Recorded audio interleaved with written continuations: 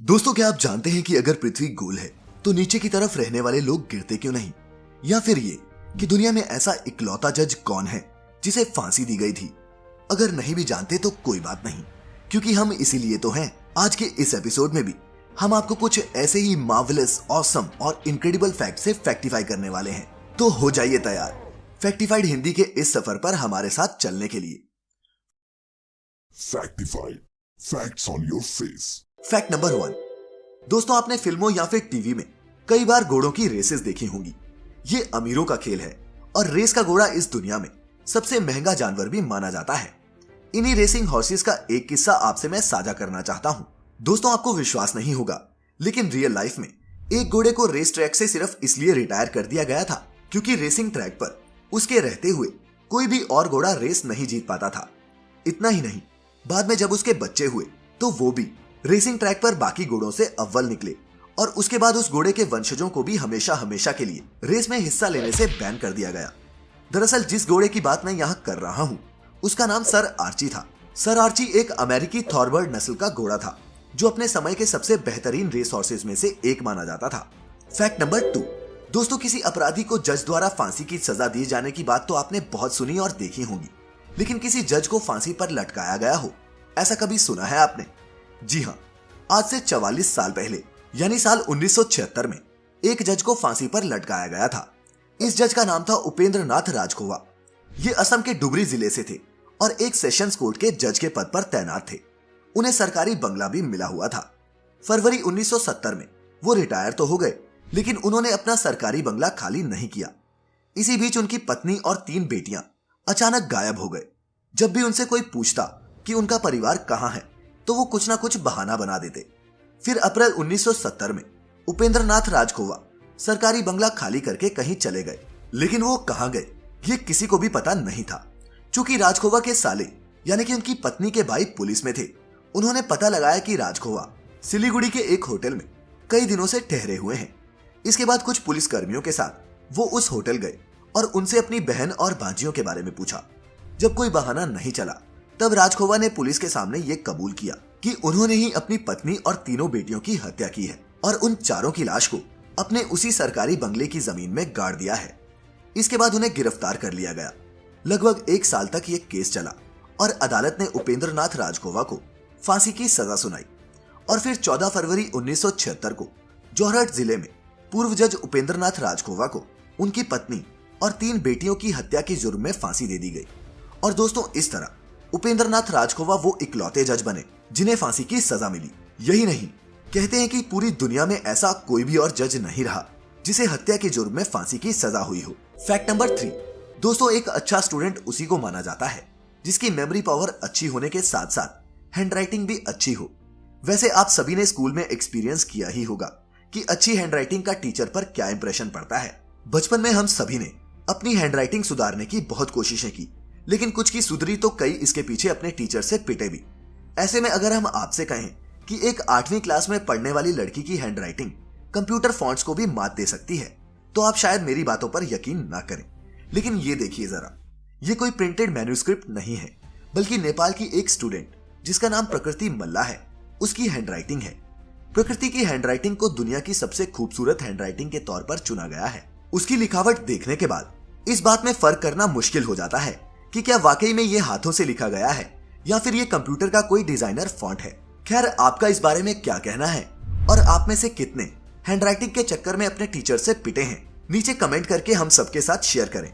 Fact number 4। दोस्तों, अगर आपने भी ये कभी सोचा है कि अगर धरती गोल है तो नीचे की तरफ रहने वाले लोग गिरते क्यों नहीं, इस फैक्ट में आज हम यही समझेंगे।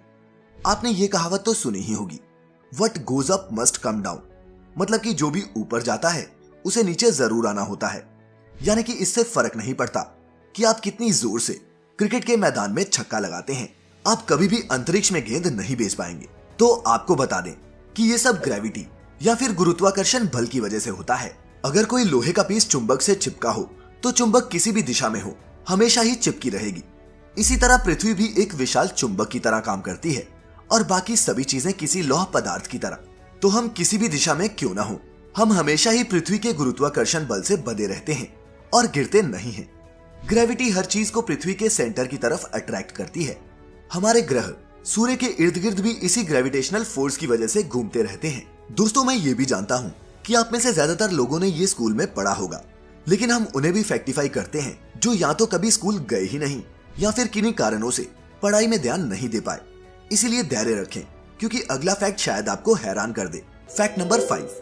दोस्तों, आपने फिल्मों में तो बहुत से कैदियों को जेल से भागते हुए देखा होगा, जिसके लिए वो एक से एक यूनिक आइडियाज का इस्तेमाल करते हैं। लेकिन दोस्तों, आपको ये जानकर हैरानी होगी कि रियल में भी कैदी जेल से भागने के लिए ऐसे ऐसे प्लान बनाते हैं जिन्हें सुनकर आप अपना सर खुजलाने लग जाएंगे।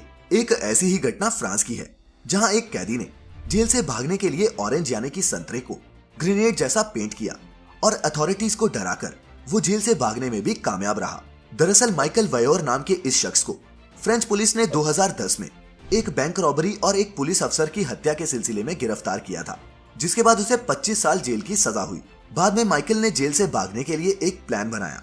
इस प्लान के तहत सबसे पहले उसने अपनी पत्नी नडाइन वेयोर को हेलीकॉप्टर उड़ाने सीखने के लिए कहा और फिर एक दिन प्लान के तहत माइकल वेयोर एक ऑरेंज को ग्रेनेड की तरह पेंट कर वहां के अधिकारियों को डराते हुए जेल से बाहर निकला। जिस समय माइकल जेल से भाग रहा था, उस समय उसकी वाइफ एक हेलीकॉप्टर को हाईजैक कर जेल के ऊपर मंडरा रही थी और उसी में बैठकर माइकल वेयोर वहां से भाग निकलने में कामयाब रहा। हालांकि बाद में फ्रेंच पुलिस ने काफी खोजबीन के बाद उन दोनों को गिरफ्तार कर लिया, लेकिन जब उन्हें यह पता चला कि वो जिससे डर रहे थे वो ग्रेनेड नहीं एक संतरा था, वो बहुत शर्मिंदा हुए। Fact number 6। दोस्तों, अगर आपसे कोई कहे कि आप एक मशीन को जादू की जप्पी दें और वो मशीन आपको कोल्ड ड्रिंक पिलाएगी, तो आप शायद ही कुछ समझ पाएं। लेकिन दोस्तों, आपने बिल्कुल सही सुना, क्योंकि दुनिया के सबसे बड़े soft drink brand Coca Cola अब उन सभी को कोक फ्री में दे रही है जो उनकी इस मशीन को गले लगाएंगे। दरअसल ये आइडिया कंपनी द्वारा शुरू किया गया ओपन हैप्पीनेस अभियान का हिस्सा है, जिसके तहत कंपनी युवाओं के बीच अपनी पैट बनाने में लगी है। इसकी शुरुआत कोका कोला कंपनी ने नेशनल यूनिवर्सिटी ऑफ सिंगापुर के कैंपस से की। यहाँ लगाई गई मशीन पर हग मी कोका कोला लिखा हुआ है। निश्चित ही कोका कोला ने एडवर्टाइजिंग का ये एक नायाब तरीका निकाला है। खैर, अब बढ़ते हैं अपने अगले फैक्ट की तरफ। Fact number 7। दोस्तों, क्या आप जानते हैं कि हमारे देश में एक ऐसी भी जगह है जहां दो नदियों के संगम स्थल पर इंडिया के मैप सा नजारा देखने को मिलता है? अगर नहीं जानते तो चलिए हम आपको बताते हैं कि ये कहां है। दरअसल बोंगीगोवन असम में एक जगह है जहां चंपावती और ब्रह्मपुत्र नदी आपस में मिलती हैं। इस संगम की सबसे कमाल की बात तो ये है कि यहाँ का नजारा बिल्कुल भारत के नक्शे की तरह दिखता है ना कमाल। Fact number 8। दोस्तों, क्या कभी आपने सोचा है कि रेल सफर के दौरान जो जंक्शन, टर्मिनल, सेंट्रल और स्टेशन आते हैं, उन सब का क्या मतलब होता है? अगर नहीं जानते तो चलिए हम आपको बताते हैं। दरअसल इंडिया के रेलवे स्टेशंस को 4 भागों में बांटा गया है: टर्मिनल, सेंट्रल, जंक्शन और स्टेशन। अगर किसी रेलवे स्टेशन के नाम के साथ टर्मिनल लिखा हो तो समझ जाइए कि इसके आगे रेलवे ट्रैक नहीं है, यानी कि ट्रेन जिस दिशा से आई है उसी दिशा में वापस जाएगी। जबकि रेलवे स्टेशन के नाम के साथ अगर सेंट्रल लिखा हो तो समझ जाइए कि उस शहर में एक से ज्यादा रेलवे स्टेशन है और उस स्टेशन के नाम के साथ सेंट्रल लिखे होने का मतलब ये है कि वो स्टेशन उस शहर का सबसे ज्यादा बिजी रेलवे स्टेशन है। जबकि रेलवे जंक्शन वो स्टेशन होता है जहां से 2 रेलवे लाइनें 2 अलग अलग दिशाओं में जाती हैं या फिर मिलती हैं। ये लाइंस वाई के आकार में होती हैं। एक आम रेलवे स्टेशन से 1 या 2 रेलवे ट्रैक अप और डाउन करते हैं। आसान शब्दों में कहें तो इसमें एक एंट्री के लिए और एक एग्जिट के लिए ट्रैक होते हैं। ये हैं तो आम सी नजर आने वाली बातें, लेकिन हम में से ज्यादातर लोग ये नहीं जानते, इसीलिए बताना जरूरी है। Fact number 9। दोस्तों, क्या आपने सिकाडा 3301 नाम की एक पहेली के बारे में सुना है, जिसने पूरे इंटरनेट पर एक समय में धमाल मचा दिया था? इंटरनेट की दुनिया का ये एक ऐसा रहस्य है जिसका इस्तेमाल दुनिया भर की सीक्रेट एजेंसीज कुछ सबसे इंटेलिजेंट लोगों को ढूंढने के लिए इस्तेमाल करती थी। इसकी शुरुआत तब हुई जब 4chan नाम की एक वेबसाइट पर एक मैसेज वायरल हुआ जिसमें लिखा था कि एक एजेंसी ऐसे स्मार्ट लोगों को खोज रही है जो इस खास पहेली को सुलझा दें। ये हर किसी की समझ से परे था, पर समझने वाले समझ चुके थे और ये सबके लिए था भी नहीं। 2012 में कुछ लोगों ने दावा किया कि उन्होंने इस पहेली को सुलझा लिया है। कुछ समय बाद इन लोगों के अचानक कहीं चले जाने की बात भी सामने आने लगी। इसके बाद हर साल सिकाडा 3301 नाम से नई पहेलियां सामने आने लगी। सॉफ्टवेयर इंजीनियर से लेकर कई एक्सपर्ट्स इन पजल्स को सुलझाने के लिए खुद को आजमाते रहे। ये माना जाने लगा कि ये दुनिया भर के सबसे बेहतरीन कोड ब्रेकर्स और हैकर्स को खोजने की एक तरकीब थी। वहीं 2015 में ये पजल लोगों के सामने नहीं आई और फिर अचानक 2016 में ट्विटर पर यह मैसेज वायरल हुआ जिसका मतलब था कि नकली पजल से बचें और सिग्नेचर वेरीफाई होने के बाद ही आगे बढ़ें। ये पजल पूरी तरह से डाटा सिक्योरिटी, क्रिप्टोग्राफी और स्टेनोग्राफी से संबंधित थी। सिकाडा 3301 को इंटरनेट के इतिहास की सबसे जटिल पहेली भी बताया जाता है। ऐसा भी माना जाता है कि CIA, NSA और MI6 जैसी एजेंसीज का हाथ इसके पीछे हो सकता है, जो दुनिया के कई देशों में अपने सीक्रेट मिशंस चलाती हैं। खैर चलिए बढ़ते हैं अब अगले फैक्ट की ओर, जो इसरो से जुड़ा हुआ है। Fact number 10।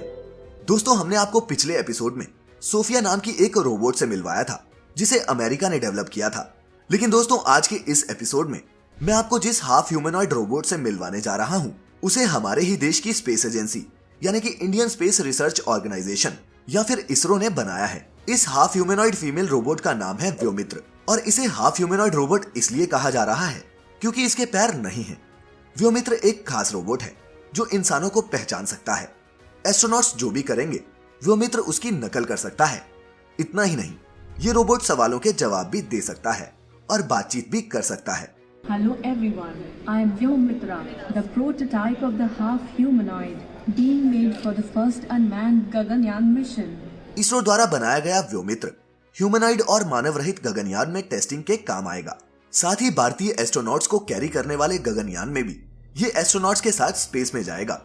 पहला मानव रहित गगनयान इसी साल दिसंबर में अंतरिक्ष में भेजा जाएगा, जबकि दूसरा मानव रहित गगनयान अगले साल जून में और तीसरा गगनयान 2022 में 3 एस्ट्रोनॉट्स को अंतरिक्ष की सैर पर लेकर जाएगा। क्या आप भी इसरो के इस मिशन को लेकर एक्साइटेड हैं? अगर आप उन्हें शुभकामनाएं देना चाहते हैं तो नीचे कमेंट करें।